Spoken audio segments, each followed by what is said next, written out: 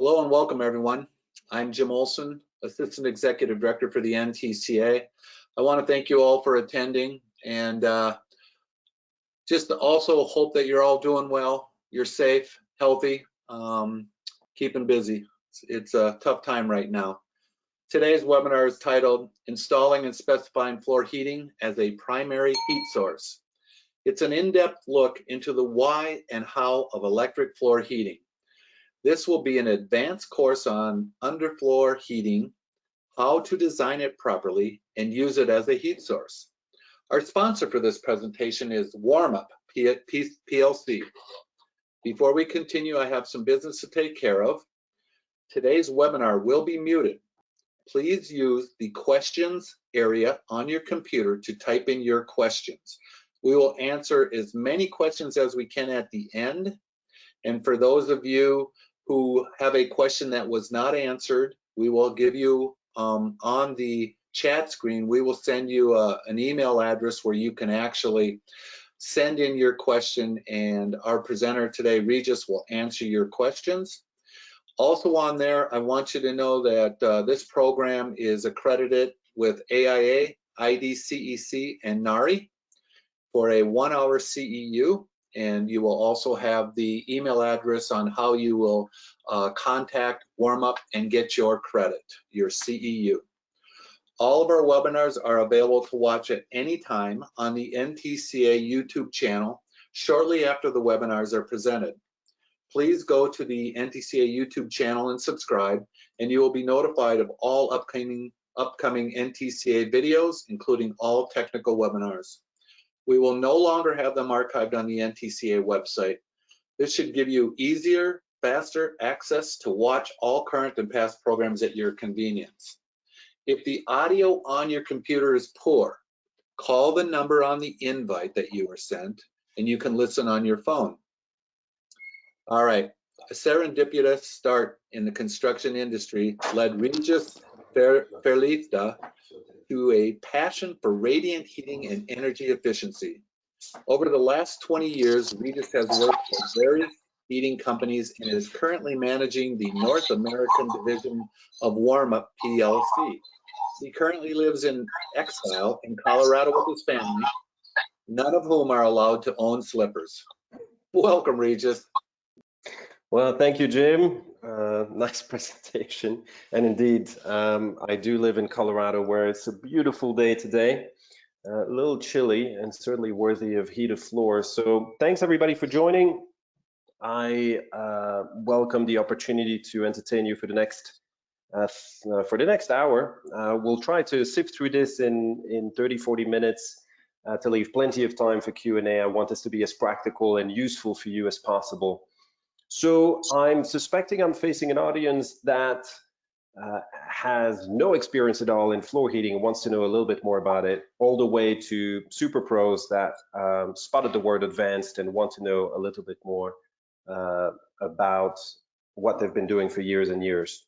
So to that effect, I'm going to dive right into it. I'm going to talk about 3 key topics today. I'm going to talk about how heat works, and that's very important because we talk about heated floors as a bathroom luxury. And I will make the point to you, hopefully I will be able to make the point to you that heated floors is a heat source. Second, we're going to talk about the benefits of floor heating.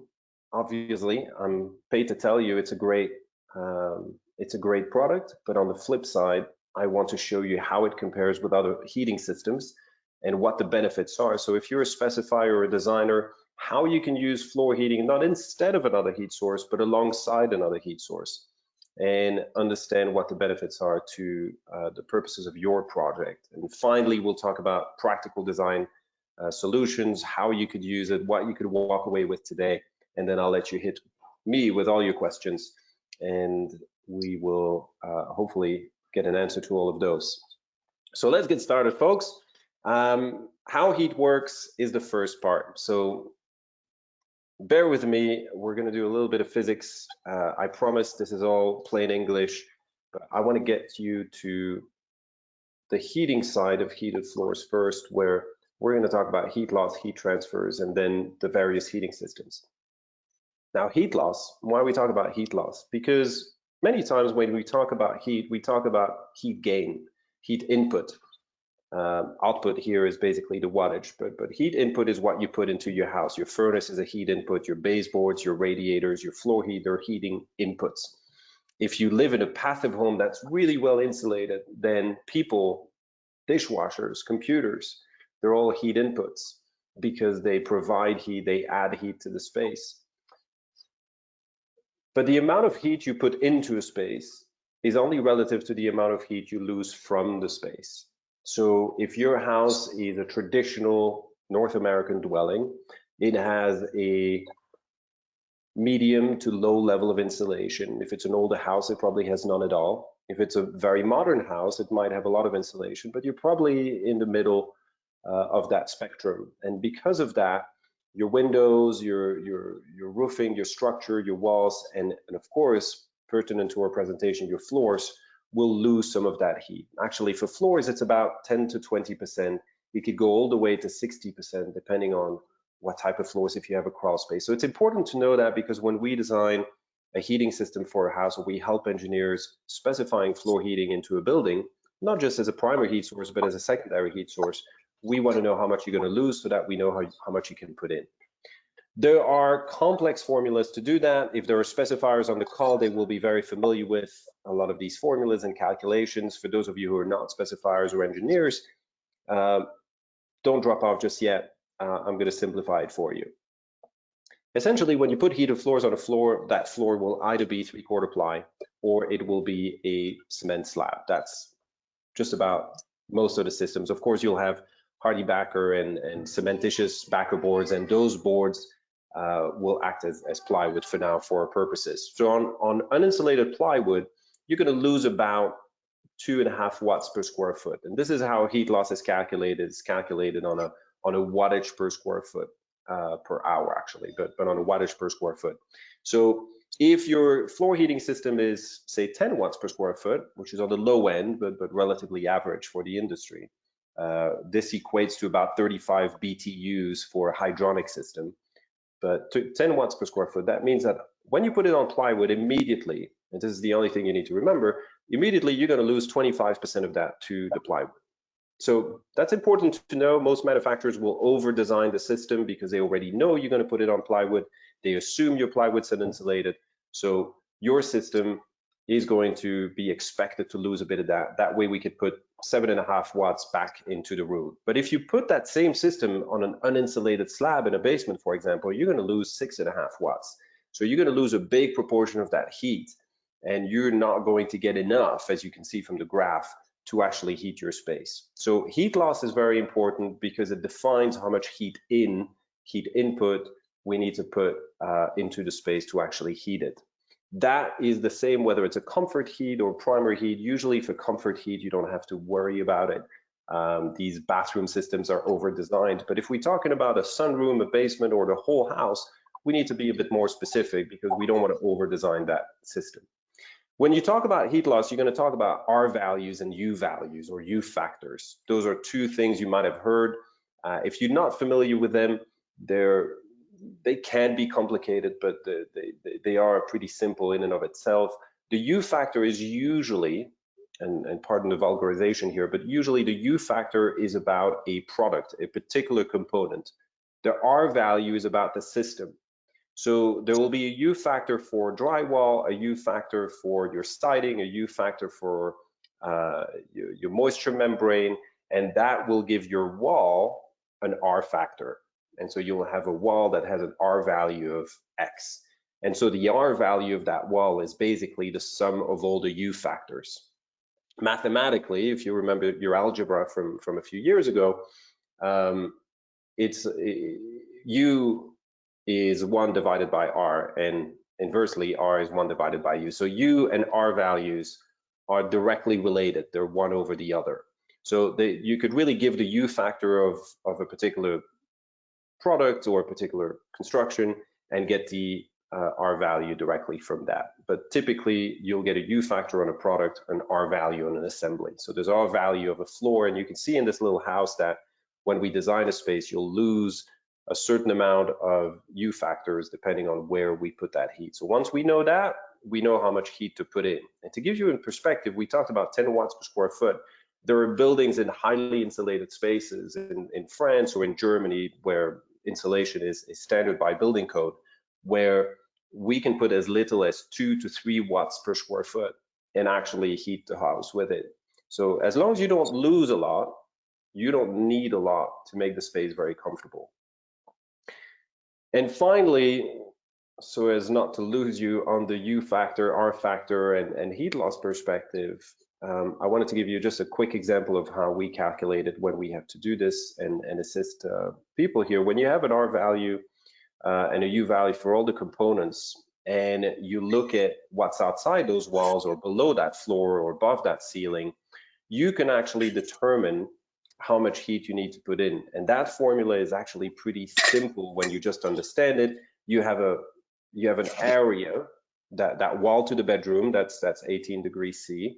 You have that area of 6 square meters in that instance, so about 60 square feet. There is a temperature difference between the room you want to heat and that bedroom, so you're going to lose a little bit. And then you have the U value or the R value of the U value of the wall, the R value of the whole assembly of the wall. And that gives you a total wattage loss. So in this particular example, to heat that room, we were going to lose about 2.5 watts per square foot. So what does it mean is that when we know how much wattage we need to heat that space, say 5 watts per square foot, we know we need to build a system that's 7.4 watts per square foot because we're going to lose 2.4.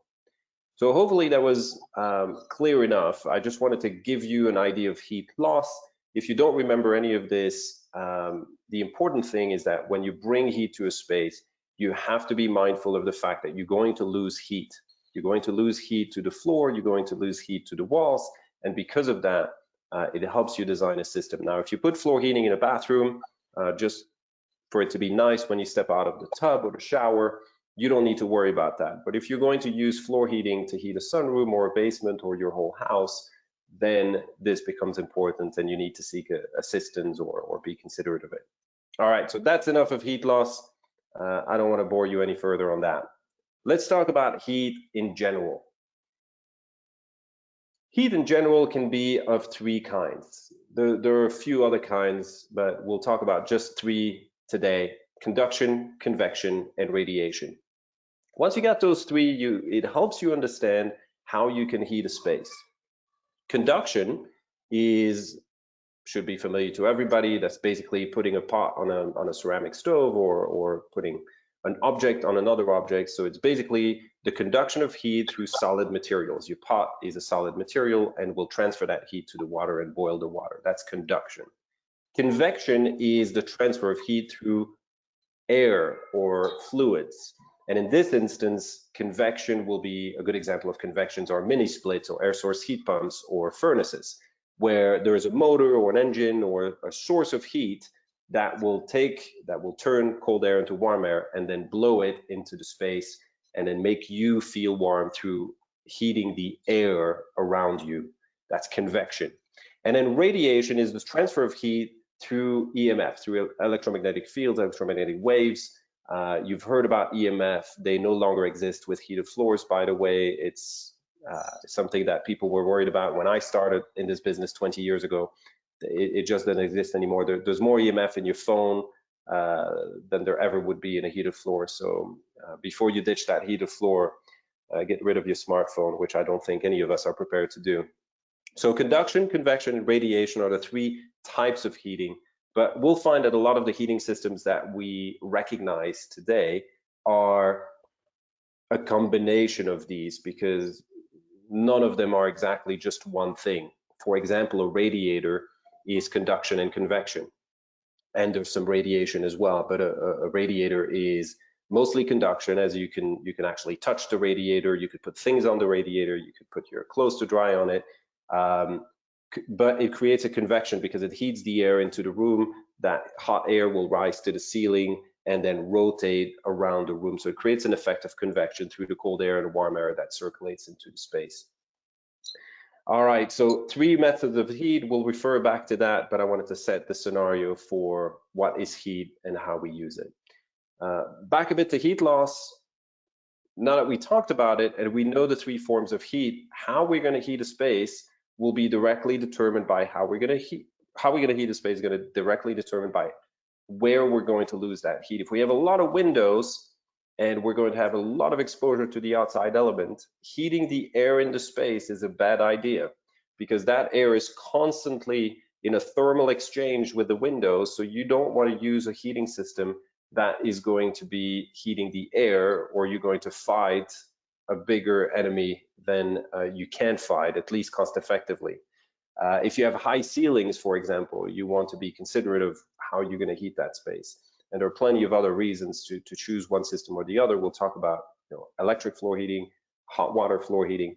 But reducing heat loss is really the first thing you want to do when you build a space or design a space. What am I going to do to actually not have to put too much heat into that space is really your first consideration. A quick example here for heated floor specifically: if you don't do anything at all, it can take up to 3 hours and a bit. 3 hours and a bit to heat a floor. That's a lot of time. No one really wants to spend that time heating a floor. Now, these thermostats are doing it for you. You don't typically have to worry about how long it takes to heat. The thermostats of most of the brands you've used today do that math for you. But why would you want to spend all that energy in doing that? Once you start adding just about a 1/4 inch of insulation, which is not a whole lot, it could be a cork underlayment. Some manufacturers have specific boards that they sell, but just at 5 millimeters, so just under a 1/4 inch of insulation, you reduce that down to an hour and a half. So that becomes really quick. And if you double that, you're under an hour, you're 45 minutes. So it could be really, really quick to get to a bathroom temperature of about 80-degree floor temperature. Quick note here is that you'll see 80-degree floor temperature, but hey, hold on, Regis, I don't want my bathroom to be 80 degrees. 80 degrees is the floor temperature. That means the resulting air temperature will be about 10 degrees below, so 70 degrees. That's a typical thing between floor heat and ambient heat. There's about a 10-degree delta between the two. So that was just an example of how insulation can really help. You could see here with just a minimal input of insulation, you can actually cut your energy costs just by half. So how do you select a heating system? Well, let's take a look at the various heating systems out there, because in America, 67% of homes are heated with a furnace, usually a gas furnace. And that choice has been made in part because a furnace can provide heating and cooling, but plenty of systems can provide heating and cooling. Air source heat pump, mini splits can provide heating and cooling. They're just not popular. So why is it that HVAC systems have become so popular? Well, one of the answers is that there is a huge network of installers. So it has become quite cost effective to put in a furnace. It's not expensive. And as a builder, when you build a house, well, there's a plethora of people who can come and do the job for you. They can come and install the furnace, put all the ductworks, and voila, you've got a heating system. So they don't second guess what the best heating system would be for the space or for the house or for the user. They put in a furnace and oversize it a bit because they know your windows are not going to be the best, and you probably don't have spray foam insulation in all the walls and ceilings and floors. And that's about the standard setup for the American builder. But we can do better than that. Let's take a quick look. All right, radiators and baseboards, similar in their approach. Radiators are typically hot water driven. Baseboards are mostly electric, although there's water baseboards as well. Radiators and baseboards are mounted on a wall on one side of the room. And what happens if you look at a thermal image of the air rotating is that right next to the radiator and baseboard, the air will warm up either because there's a fan or simply through radiation around the device. And then that hot air is lighter than cold air, and it will rise. It will rise to the ceiling, and then it will transfer itself on the other side of the room to the cold side of the room, and then it will cool down. So it will start lowering along the opposite wall and then rotate, and you can see that convection effect that I was talking to you about. So with radiators and baseboards, you have a bit of convection, you have that radiation, you have that conduction if you touch it, but the important thing is to see that the hottest part is, of course, unsurprisingly, next to the radiator. Yet, if you've ever been in a house with radiators and baseboards, they're typically installed right below the window. If you've ever been in an apartment or house that has a radiator, they're always underneath the window. Well, I don't know why they chose that, and probably because they thought it's the coldest part of the room, so let's put the two forces against each other, and the radiator will fight a cold window. It's actually a terrible idea, because the immediate thing that will happen is that hot air that you've created with the energy you've spent in your radiator will immediately go out to the window. That's not what you want. That leaves only half the hot air to circulate through the room and keep you warm, typically on the other side of the room, because you can't put your couch against that radiator. So your couch is on the opposite side of the room. Therefore, not the most effective. It can be efficient, because it can be recirculating hot water, or it could be using your existing boiler and so forth and so forth. But it is not the most comfortable type of heat, because it doesn't give you a design freedom. And we'll talk about some of the benefits. Forced air systems. Forced air systems, as we said, 67% of homes have them. They're the standard in North America for heating. Important to know, if you've traveled around the world, that they're not the standard at all for other people. They're not common at all in Europe. Europe has some degree of air force heat pumps. Mini splits are very common across Asia and Europe. But forced air systems like the furnaces, gas and electric, that we have are not common at all in other countries. It's a very North American thing. And we have this ductwork that then pumps the hot air or cold air, but we'll talk about heat in this presentation. And we'll pump the hot air through all the rooms of the house. So there is a sense of efficiency, one, as we said, because a lot of people know how to do it, how to install it, how to do it right. But then you've got this machine, this device, this monster in your basement that turns on and off 9 times an hour, by the way. On average, a furnace turns on 9 times an hour, and then will turn cold air into hotter air and blow it through the ducts. So what will happen, whether you had heat vents at the ceiling or at the floor, it will blow that air that will rise to the ceiling, and then there will be a convection effect until wherever the thermostat is located captures a drop in temperature, and then the furnace kicks on again and replaces that cold air with hot air. Disadvantages of that, the heat is not even throughout the house. It doesn't matter how nice your house, if you have a furnace, there are rooms that are colder, rooms that are warmer, and it's impossible actually to have every room at the same temperature. So your level of comfort is limited by, how well your ductwork is set. Doesn't really matter how nice your thermostat, that's more of the programming side of things. Your level of comfort is not ideal. It can be good for a few rooms, but then it's not good enough for a few others. Think about a basement. A lot of people with forced air systems complain that they can never get the basement warm enough. So that's a simple example. In my house, we have the bedroom above the garage, and we can never get that room warm enough. So there are limitations. Another one that few people know about forced air systems is that you have a loss in humidity and moisture in the air, because that hot air that's being replaced actually dries up the air. So if you live in Colorado like me, you have to put a moist humidifier on the furnace to actually replace that. And then finally, you have underfloor heating systems, and those beautiful, beautiful systems actually spread the energy throughout every square foot of the floor and then radiate up. Floor heating systems are about ineffective at about 4 feet.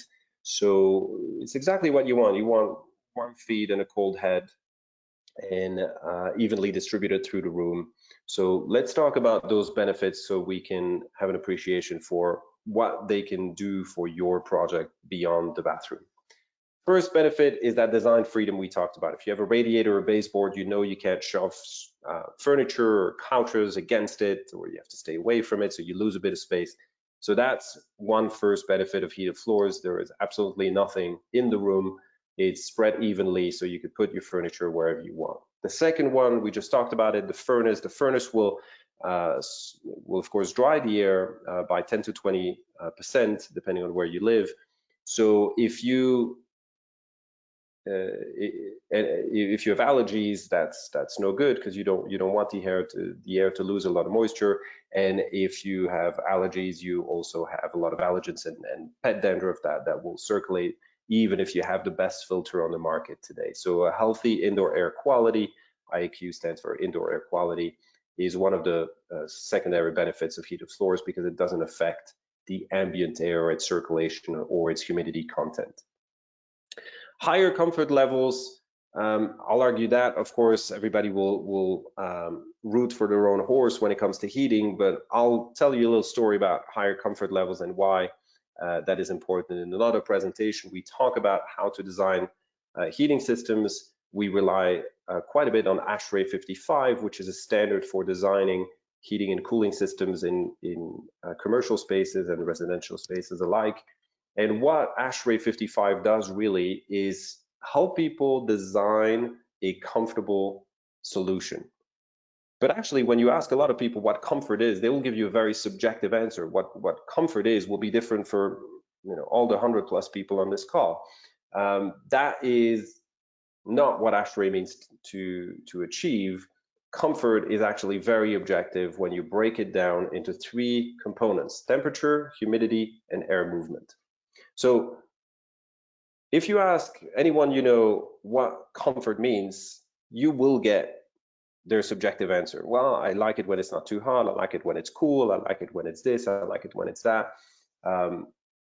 But that doesn't help you design a comfort system, because if there are 4 people in the house, they'll have 4 opinions, and you can't design a system that has 4 different speeds. So you need to consider 3 different parameters: temperature, humidity, and air movement, and that will help you mathematically design a good system that suits everybody.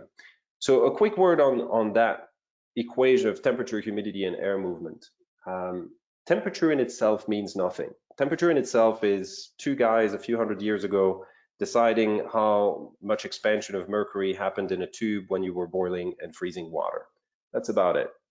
That's what temperature is. We have learned to know that 80 degrees is nice and 20 degrees is cold, but for a lot of people in the world, 80 and 20 doesn't mean anything. For them, 0 is cold and 25 is very nice. That's because we have different scales. So temperature in itself doesn't mean anything. Actually, a good example of that is that when you watch the weather forecast, they'll talk about the heat index. So what is the heat index? Well, that's the temperature and the humidity combined. Because in this little chart that you see on the screen, at 90 degrees, if it's 90 degrees where you live, and it's 30% humidity, which is the ideal level of humidity, it feels like 90 degrees. You can see the intersection of the graph in the light blue section. 90 is 90.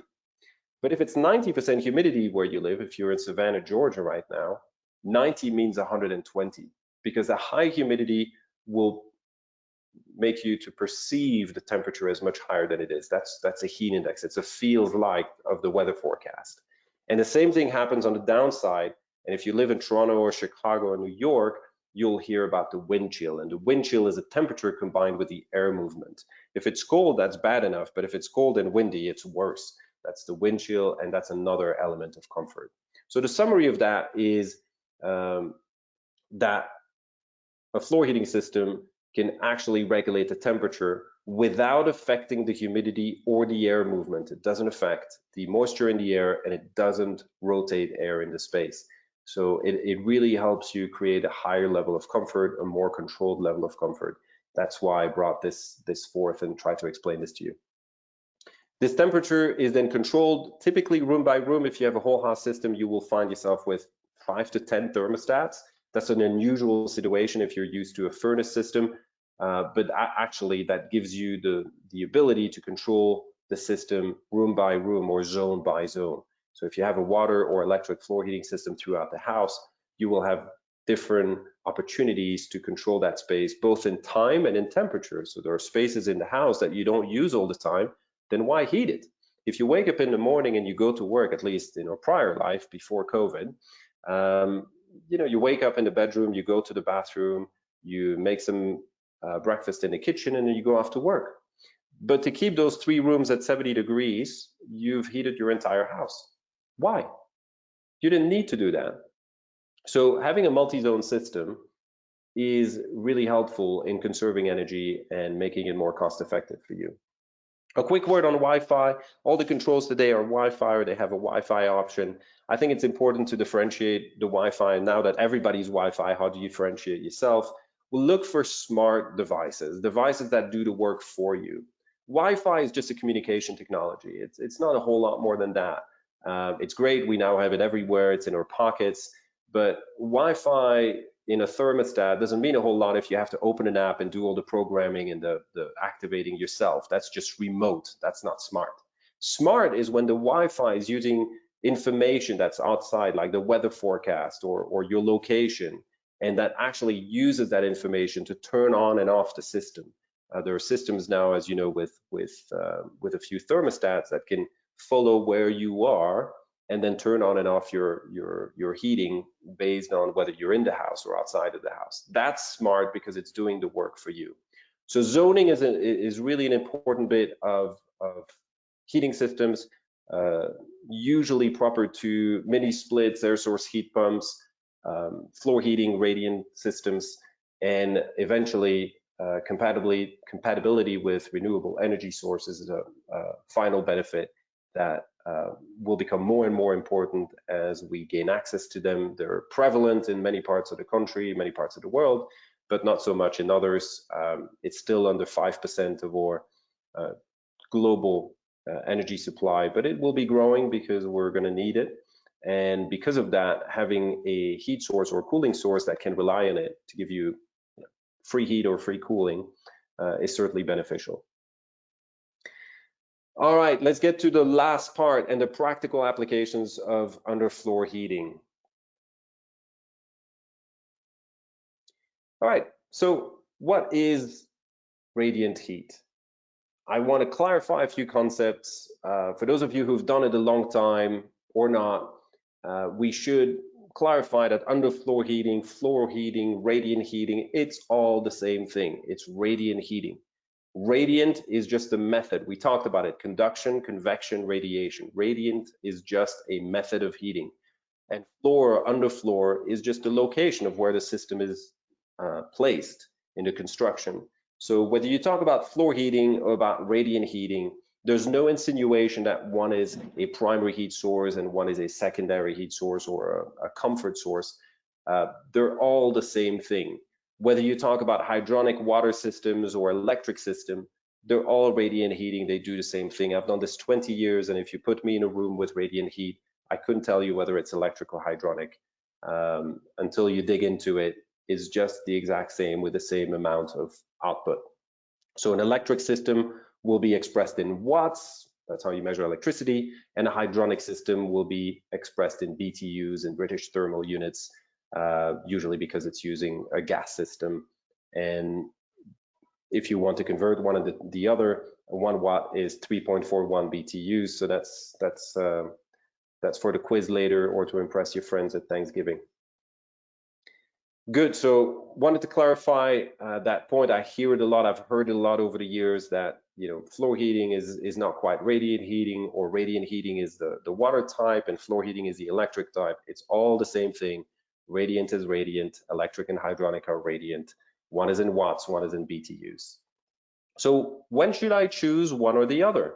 Well, there are plenty of products out there. Hydronic was really one of the first ones, and electric came after that.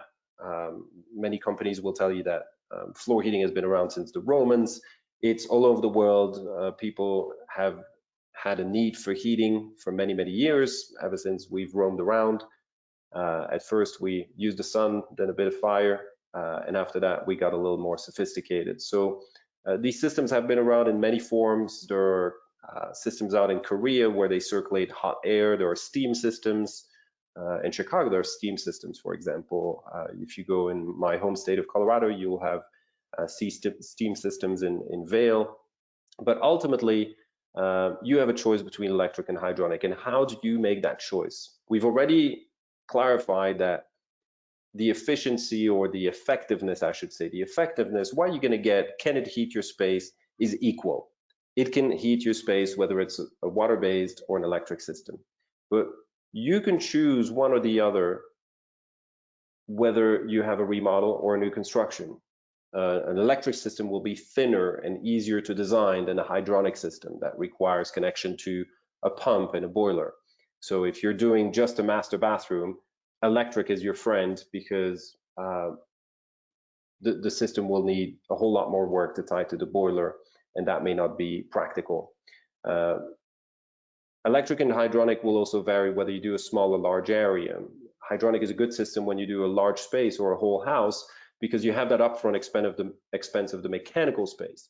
So that mechanical, that boiler, if you use the existing one or you need a new one, and setting up the pump, the manifolds, and the controls, that has a cost. It needs to be hosted somewhere in a closet, and because of that, heating 50 square feet isn't cost effective. It's only effective when you heat a large amount of space. Again, in a small space, electric will be your friend, much more contained, easier to design, as we said. And the final consideration between electric and hydronic is your access to power. In some parts of Colorado and some parts of the country, you don't even have access to gas. You can't get gas in much of the mountains in Colorado. So really, electricity is your only choice. But the cost of gas or electricity will also determine your choice. So if you live in Seattle right now, your cost of electricity is pretty low. If you live in Quebec, your cost of electricity is pretty low. If you have solar panels, electricity is your friend. But in many other parts of the country, gas is your friend, and gas will power a boiler, and so a hydronic system is your friend. So you kind of look at this chart that I've simplified: remodel, small, and electricity will be a choice for an electric system. New construction, also because it's a thicker buildup for a hydronic system, so you kind of want to plan for it. If you're just doing a single room remodel, you probably can't afford to have 2 inches building up, and that will be a choice for a hydronic system. So hopefully that helps between choosing an electric and a hydronic system. These systems, and we'll talk about electric systems a little more. An electric system is usually now installed on membranes. This is kind of the new practice. These membranes allow you to protect your floor from cracks and movement. This is what they call decoupling or anti-fracture, and then the cable now snaps into these little membranes. The real benefit for floor heating folks is that it's not so much the cracking of your floor. That's a great, addition, but is that 20 years ago when I started, we used to have quite a few calls about broken cables and damaged this and systems not turning on. All of that has almost completely vanished because these membranes, since they encapsulate the cable, have actually been protecting the cable from tiling and knee pads and buckets and trowels. So that's really been a nice benefit and a nice evolution in the industry. These systems can be thin-sitted or floated. There are peel and stick systems. There are really a variety of systems on the market, but these membranes are about 6 mils, so about 1/4 inch thick. And once you floated it, you can put wood, vinyl, anything you want on top. You can glue it. Tile is, of course, the most common, where you use stinted here on the picture. And then for floor heating system, it's important to know that there are some more obscure but available product out there that are specifically for floating floors. So there's a system where the cable is encapsulated into multiple layers of foil, and that is very useful when you have a floating laminate, floating engineered, or a lot of these LVTs, very popular with these LVT floors. So a thin set cementitious application is not the de facto. It is the standard because a lot of people put floor heating on a tile, but there are other systems out there, and really there is a system for every floor type you can find at a flooring store today. Even nailed wood floors, that is a misconception that I like to address real quick, because the wood floors are often understood not to be compatible with heated floors, and that is definitely a misconception. Wood floors are not affected by temperature. Until you get to 360 degrees, that wood floor doesn't move, and your floor isn't going to get to 360 degrees. So the wood floor is actually really affected by moisture, by humidity. That's why when you buy natural wood, whether you nail it or glue it, when you buy natural wood, you have to let it sit for 2, 7, 14 days into your house before you can actually glue it or nail it. And that's because the wood needs to adapt to the humidity level of where you're going to install it. That wood may not come from your state or your climate, so it needs to adapt to that state. That is 100% relating to the moisture content in the air, has nothing to do with the temperature. The temperature is actually very, very constant with a heated floor because you can control it with a floor sensor and a thermostat. And as we said before, heated floors do not affect moisture in the space. So they're really actually the wood's best friend, because they can gradually heat up and let cool down a wood floor, as opposed to having bursts of heat and moisture content variations that they really don't like. That's how they contract, and that's how you see gaps in your floor. It really has nothing to do with heated floors. Heated floors and wood are really, really good friends.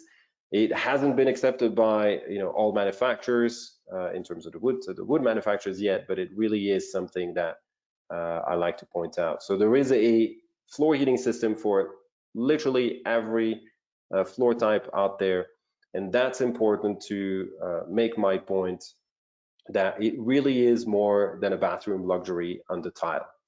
I wanted to put that out there because today is a bit more an advanced course. I didn't want to dwell too much on putting heated floors on the tile in the bathroom. Many of you may already know about that. You can find a million videos on the web, YouTube, call manufacturers for a bit of heat in the bathroom. It's great. I definitely recommend you do it. That's how I make a living. But I really want to entice you and challenge you into considering heated floors as a heating system. Think about places that are difficult to heat. Think about a mudroom. The entryway, the back way of a house, always tough to heat because that door opens and closes and opens and closes all the time. And it's difficult to heat. It's usually very exposed. So a heated floor there could really be a nice supplementary heating system. If you live in a place where it snows a lot, it can melt the snow off your boots, and it can actually make sure that the furnace doesn't kick on and off all the time just because the mudroom gets opened and closed more often than any other space in the house. We talked about basements. Basements are really difficult to heat because hot air rises. Heat doesn't rise, heat goes in all directions, but hot air rises. So if you use a furnace or an air heating type system, you're going to have a hard time pushing that air downwards. In large cathedral ceilings, you'll see fans to try to push that air down when you try to heat people that are sitting literally within 1 and 6 feet of the ground, and you have ceilings that are 20 feet. That's going to be difficult with a forced air system. So basements that are below level, below grade, are difficult to heat. So this is where you can have a furnace, you can have another heating system, but floor heating may be your friend in supplementing the heat into that space without having to oversize your furnace. And then sunrooms and places with a lot of windows, floor to ceiling windows on the walls. Well, baseboards and radiators aren't your option here. You can't really put them in front of your beautiful windows. And a forced air system will have a huge challenge because they'll be facing that heat loss all the time through those windows. However efficient they are, they still lose heat. And because of that, a floor heating system will be your friend and make that 2-season sunroom a 4-season sunroom. And now you know that you can install it under floating floors, LVTs, carpet, wood. It's really a great system. So quick word on carpet.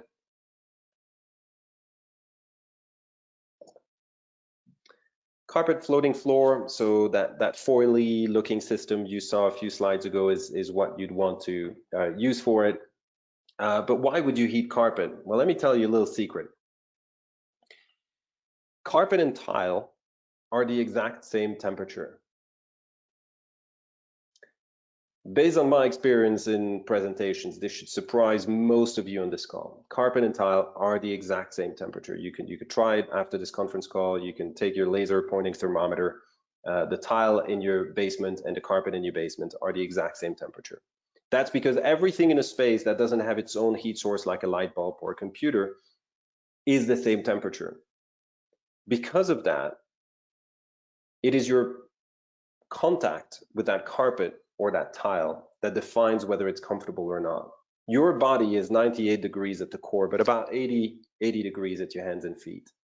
So when your 80-degree foot steps on a 70-degree carpet, there is a 10-degree difference, and there is a transfer of heat that happens. But on a piece of tile that's a very good conductor, that transfer of heat happens very fast, and you lose a lot of heat. Nothing worrying, but you lose heat to that tile and it feels uncomfortable.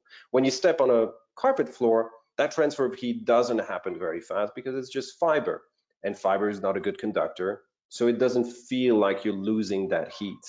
Your 80-degree foot on a 70-degree floor will be dependent on how good a conductor that floor is. So if it's concrete or tile, that transfer of heat will happen faster. So why does that feel uncomfortable? Well, it's because your body can only operate between about 92 and 105 degrees.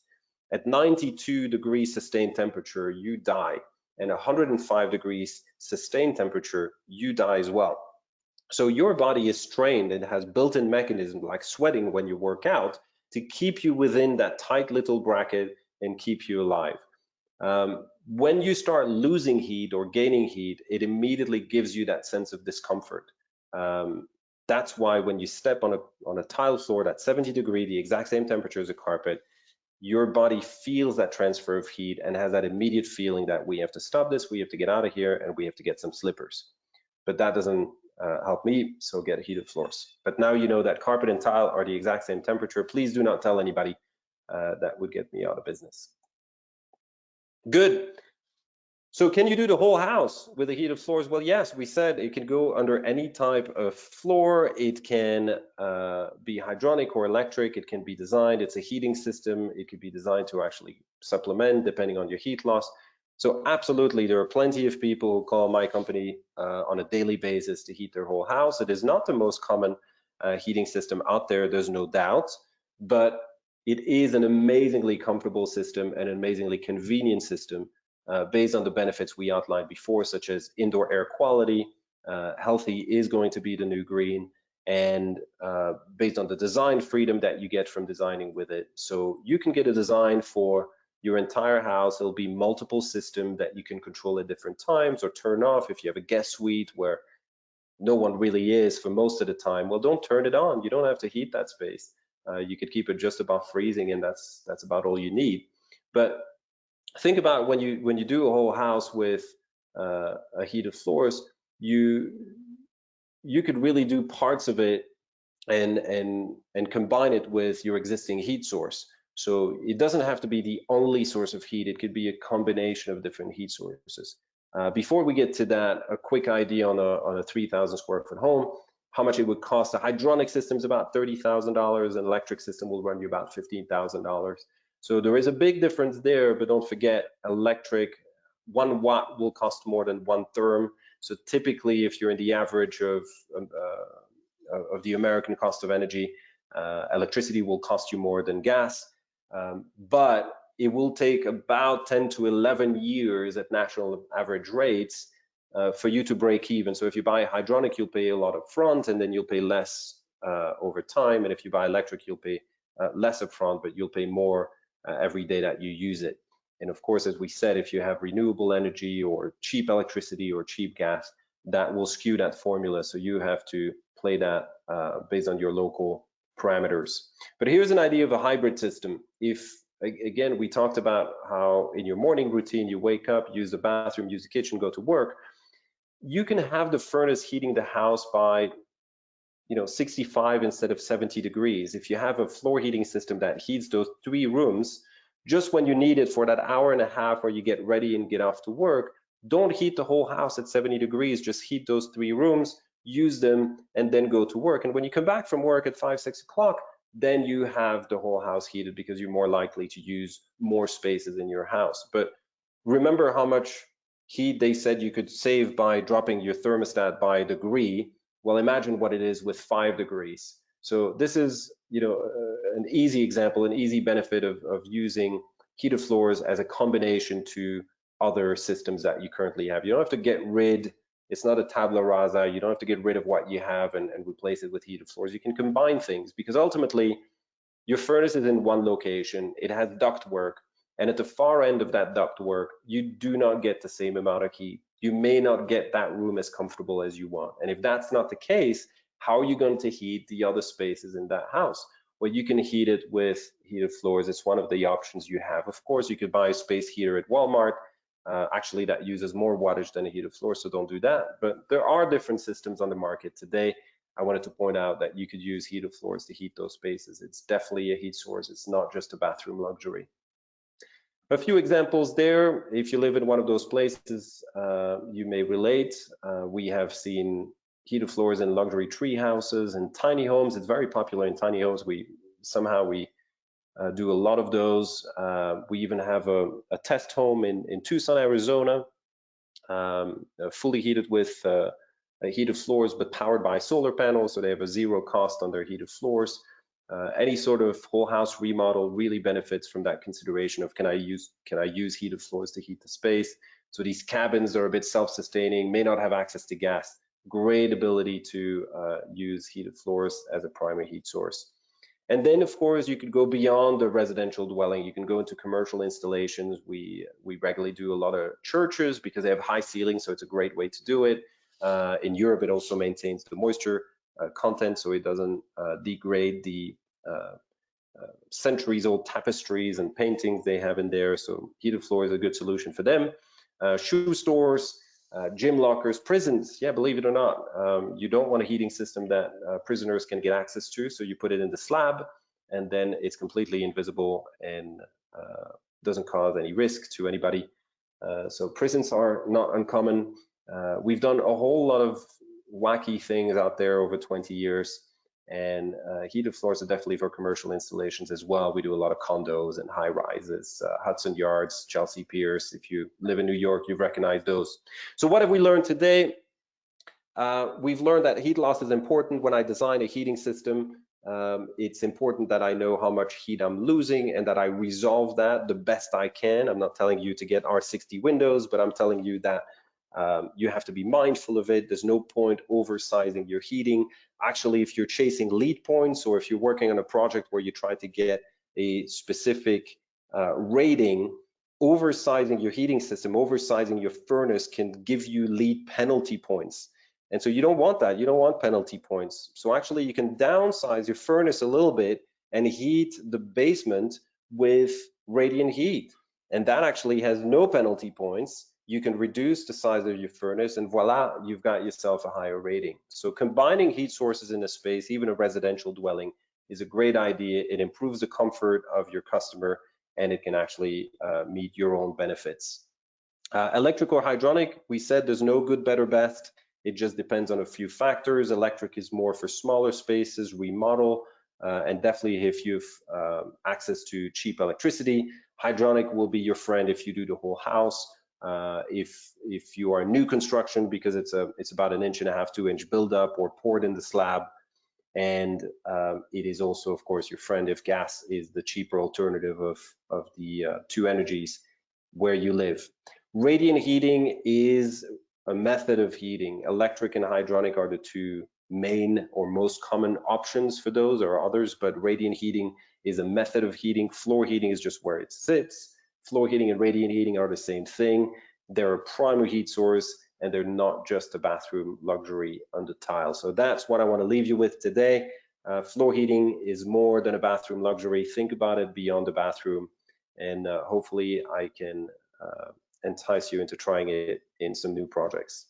So that's it for me today. If you have any questions, it's not my email, but my company's email is at the top. Whether you live in the US or Canada, feel free to send us a quick note and I'll pass it on to Jim for any questions we might have from all of you.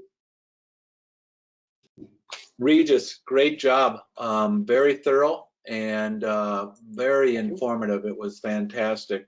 We do have one question here for sure. So let's start with this. You mentioned that heated floor system heats the space up to 4 feet high. How does the temperature start to decrease on top of that area, above 4 feet?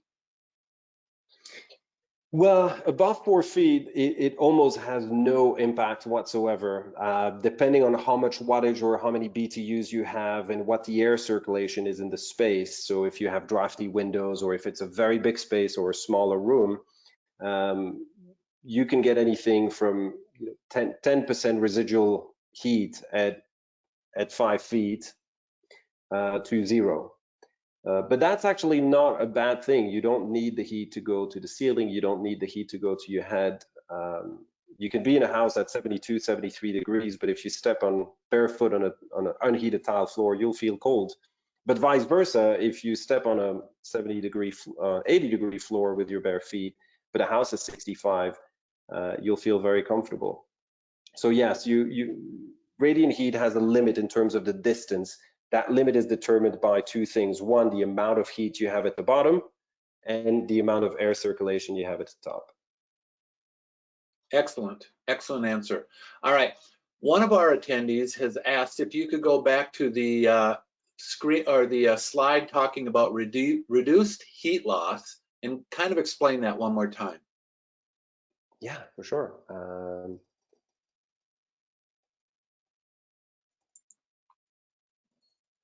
All right. Any particular question on that you want to chat? I mean, I'll go through it, but this one?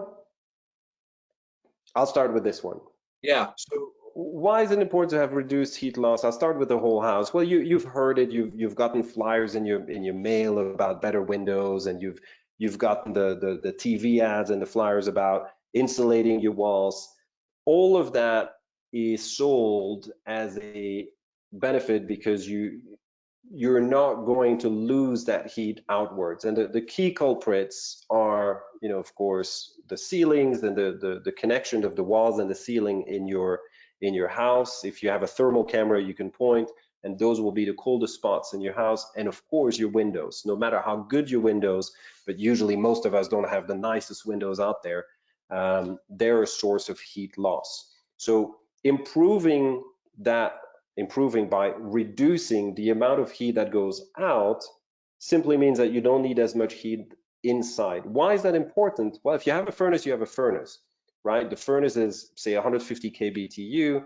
You can't change that furnace. The furnace is your furnace, but it might run less often, and therefore cost you less.